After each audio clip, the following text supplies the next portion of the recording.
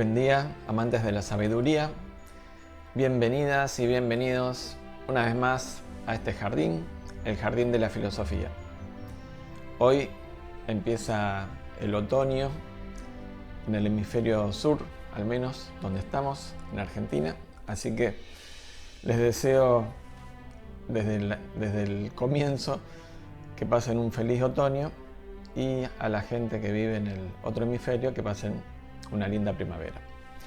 Hoy continuamos con el último jardín de esta serie de 4 jardines de la filosofía antigua, en el cual hemos visto que estos originales espacios naturales con el tiempo se fueron convirtiendo en espacios ideales para la reflexión y la práctica filosófica. En los anteriores videos pudimos ver en el jardín de la academia, en el jardín del liceo, esto que les decía, y en el jardín de hoy vamos a ver el jardín de los cínicos. Espero que esto no los ahuyente. No se trata del jardín donde vivían o estaban personas falsas y descaradas, sino todo lo contrario. Vamos a ver a qué se refiere este término en el antiguo jardín que estaba en Atenas, como los anteriores. Lo mismo nos pasó la semana pasada, cuando vimos el jardín de Epicuro, el jardín de los epicúreos, que en este caso, al contrario que ahora, nos resultaba algo atrayente, ¿no? El jardín de los placeres. Vimos la semana pasada que esta era una consideración falsa. Y lo mismo pasa con esta versión, ¿no? Esta significación del término cínico. Así que vamos a ver el video.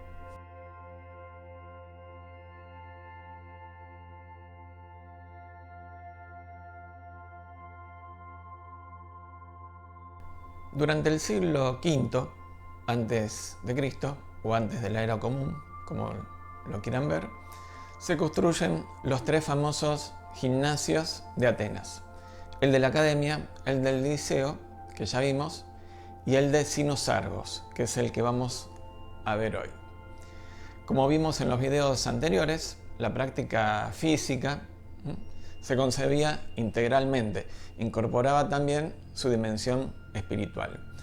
Es por ello que en el siglo IV era ya el liceo, al igual que la academia, un espacio ideal para la discusión filosófica, la reflexión y el estudio. Lo mismo va a pasar, aunque en menor grado, ya veremos por qué, con el gimnasio de Cinosargos.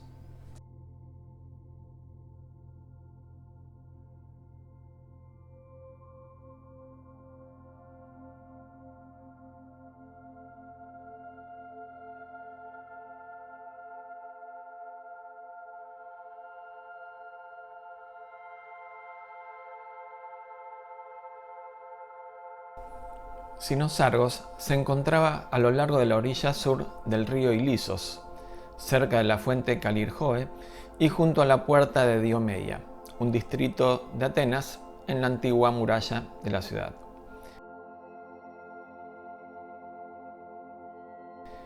La evidencia literaria atestigua en el lugar santuarios de culto, un área de gimnasia para hacer ejercicio, una palestra o escuela de lucha, parcelas de tierra arrendadas a particulares para el cultivo y espacios abiertos para actividades ecuestres junto con grandes arboledas.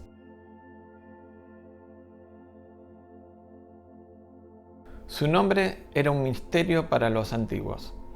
Una etimología decía que provenía del término kinos argos, del genitivo de kion, perro, y argos, que significa blanco, brillante o veloz.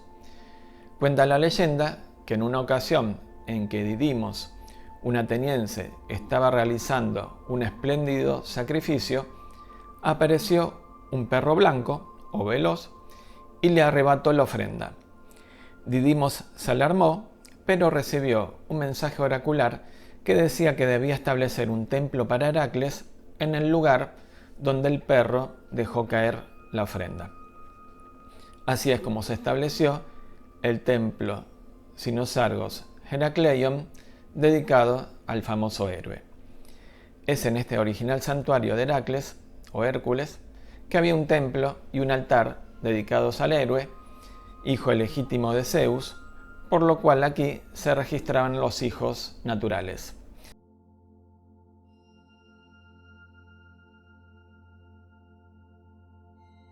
Cerca había altares para la madre de Heracles, Almena, para su sobrino y compañero Iolaus, y para Hebe, su esposa, en el Olimpo. Pero no termina todo allí. Había otros santuarios de figuras relacionadas con Hércules, como el de su hijo Antíoco o el de Diomos, que le daba el nombre al distrito y había instaurado un festival en honor a Heracles.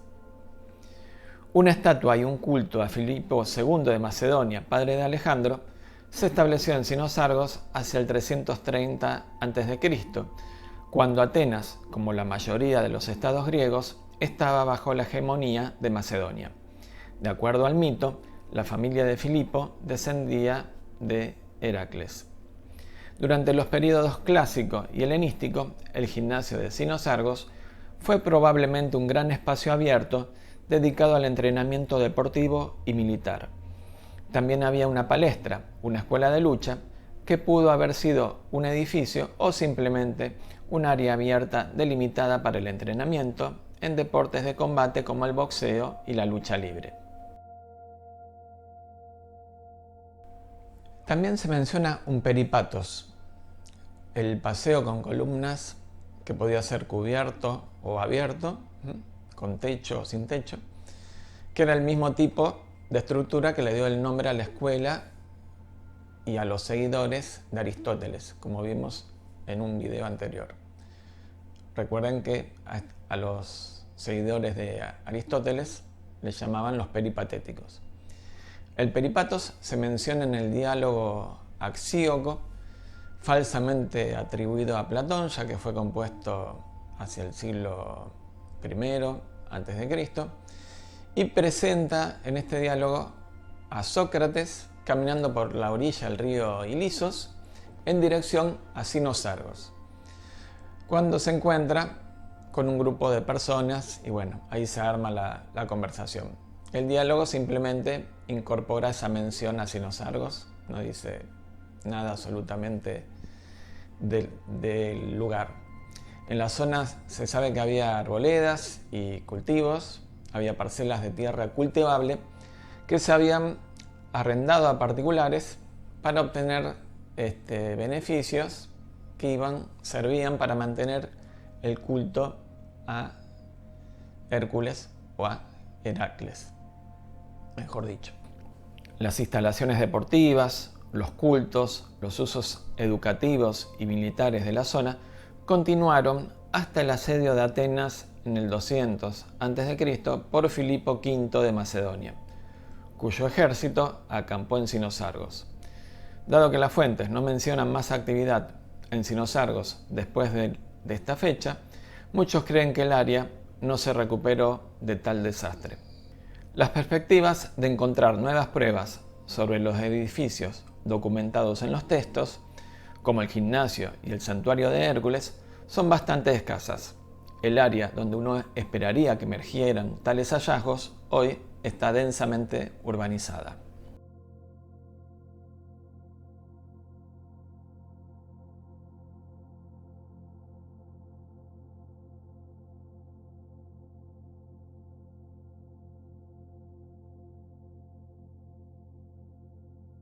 Sinosargos, aunque nunca tuvo el nivel de discusión y de estudio filosófico o estructura formal que van a alcanzar tanto el liceo como la academia, fue asociado con la filosofía o la escuela cínica. Vimos cómo Sócrates aparecía en el camino al gimnasio de Sinosargos en este diálogo pseudo-platónico Axioco, pero es el estudiante de Sócrates, Antístenes, el que se va a asociar con este lugar. Antístenes era un notos o notoi, lo que significaba que uno de sus padres no era ateniense, su madre era tracia. Por lo tanto, él tampoco, de acuerdo a las leyes de la ciudad, tampoco podía ser ciudadano ateniense. El término notoi también se relacionaba con los hijos naturales, y justamente este gimnasio que vimos que estaba relacionado con el culto a Heracles era un hijo natural de Zeus, este héroe, porque su madre era mortal. Entonces acogía especialmente el Sinosargos a los notoi. Esta es la causa religiosa y social de que Antístenes haya frecuentado el gimnasio desde su juventud para formarse.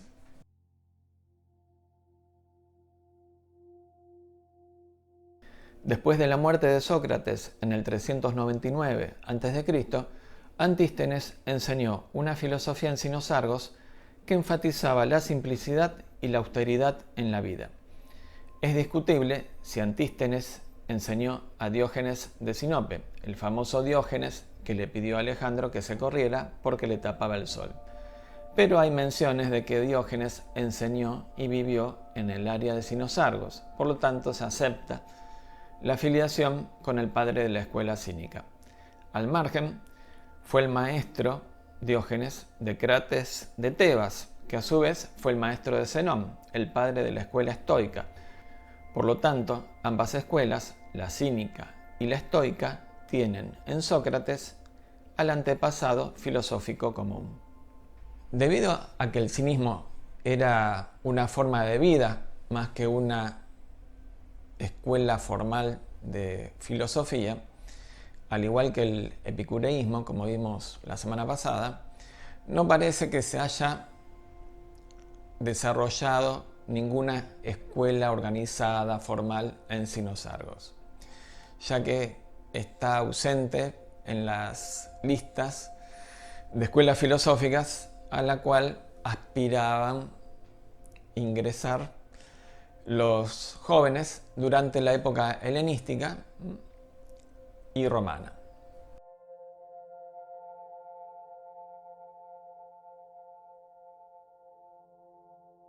Antístenes nació en Atenas hacia el 445 a.C. Inicialmente fue alumno del sofista y retórico Gorgias. De esta etapa, dedicada a la retórica, data su única obra conservada, Áyax y Ulises. Todo lo demás se ha perdido y lo conocemos por referencias de otros autores. Después de conocer a Sócrates, su enfoque se transformó por completo.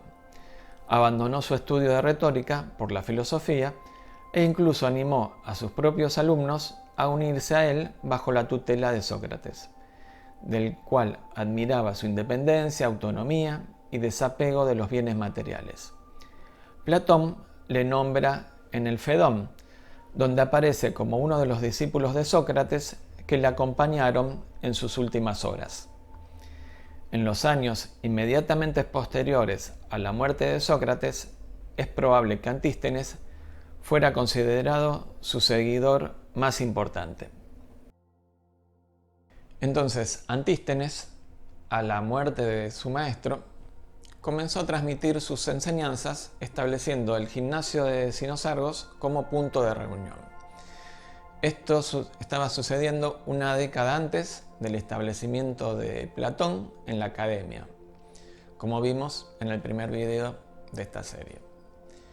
Posiblemente por el nombre del lugar donde se ubicó la escuela, esta se conoció como Escuela Cínica, por haberse establecido en Sinosargos.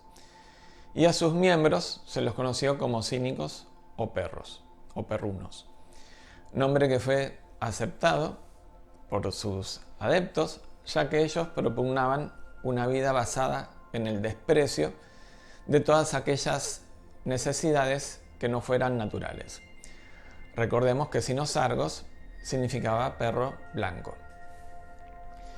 Cínico, entonces, proviene del latín cynicus, y este del griego kynikos, que significa perruno. Es eso. Aunque hoy predomine el significado del adjetivo cínico apelando a la persona falsa y descarada, aquí estaría en realidad caracterizando a la persona desvergonzada, ¿no? por su modo de vida contraria a las costumbres sociales. Por lo tanto, sería una caracterización desde afuera, ya que los cínicos, lejos de la falsedad, por lo menos estos cínicos originales, lejos de la falsedad, concebían a su modo de vida como una vida auténtica. Antístenes, si bien se consideraba un fiel seguidor de las enseñanzas socráticas, era contrario a la interpretación general de la filosofía de Sócrates, ya que negó la objetividad existencial de los conceptos. Se oponía rotundamente a la teoría de las ideas de Platón. Solamente existen entidades individuales para Antístenes. No existen las formas universales, ni mucho menos el mundo de las ideas, el mundo de las ideas platónico. Como ejemplo de esto, conocemos la observación de Antístenes: Platón, yo solo veo el caballo, por ningún lado veo la equinidad. Esto es cierto, y lo podemos llevar a cualquier ejemplo, ¿no? No hay una esencia del caballo que defina o que podamos observar a simple vista en todos los caballos particulares. A lo único que tenemos acceso son a ver a los caballos particulares. De la misma forma no conocemos el río. Conocemos el río tal, o el río Paraná o el río Amazonas. No conocemos el río. Tenemos una imagen mental del río que eso deriva de nuestra experiencia y memoria. De manera que, según Antístenes, la atribución de un predicado a un sujeto es siempre problemática. Podemos decir del hombre que es hombre y de lo bueno que es bueno, pero no podemos decir nunca que el hombre es bueno. No podemos generalizar, no podemos ir a lo universal. Por ello es también problemático predicar de un individuo las supuestas características del género del que se supone que forma parte. De ahí es que se piense en esta visión de Antístenes como una forma de nominalismo, ya que el conocimiento de las cosas se limita al puro nombre y la posibilidad de formular juicios al respecto de eso que hemos nombrado queda suspendida. No nos podemos extender más sobre esto. Simplemente decir que el nominalismo se desarrolló durante el periodo medieval con la escolástica. Pueden buscar a Guillermo de Ockham al respecto. Y también después se va a retomar en los empiristas ingleses. Para saber más pueden ir a internet o a cualquier manual de filosofía o de historia de la filosofía. Ahí lo van a encontrar como nominalismo o también como el problema de los universales. Así que sigamos adelante. Y sigamos con lo más destacado de la filosofía cínica, que es la ética. Antístenes se opone al intelectualismo moral socrático. Para él, la virtud es realmente un saber, pero no en sentido intelectual, sino en el sentido de un saber vivir, de una forma de vida basada más en el ejemplo de formas de conducta, o sea, en la acción, que una teorización ética.